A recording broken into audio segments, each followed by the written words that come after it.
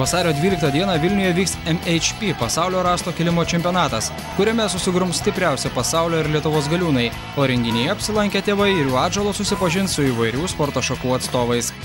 Labai smagu, kad šias varžybas sutiko organizuoti 3 organizacijos: Lietuvos galiūnų federacija, pasaulio čempionų lyga ir tarptautinė rasto kilimo federacija. Todėl subūrėm geriausius sportininkus ir atvyksta tikrai iš visų žemynų, kurio kultivuojamas šis sportas. Lietuvos garbę gins stipriausias pasaulio žmogus Žydrūnas Savickas kartu su broliais Lalais, Vilmantu Bliujumi ir Vidu Blekaičiu. Galiūnai ne tik rungtyniaus tarpusavyje, bet ir sieks pagerinti rasto kilimo rekordą, kuris šiuo metu priklauso Žydrūnui Savickui ir yra 212,5 kg. Manau, kad vis tik tai čia Lietuvos sportininkai gali dominuoti.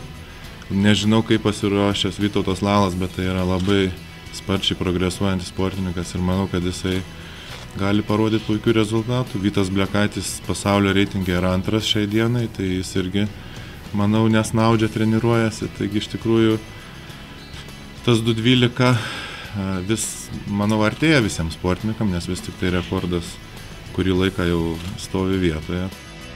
Pasaulio rinktinėje atstovaus rusas Michailas Koklejevas, serbas Ervinas Katona bei kiti stipriausi galiūnai iš kitų Europos šalių bei Australijos ir Amerikos. Kai pirmą kartą darėm tokias varžybas, pasaulio rinktinę sudarė tuo metu taip pat atrodytų nelabai buvo garsūs sportininkai, bet dabar jau visi žino, kas tai yra Michailas Koklejevas, Derekas Paunsonas, Agris Kazelnikas ir Andrus Mūramecas. Tai iš tikrųjų ši komanda nei vieno to neturi nario, nes dauguma jų baigė sportinės karjeras.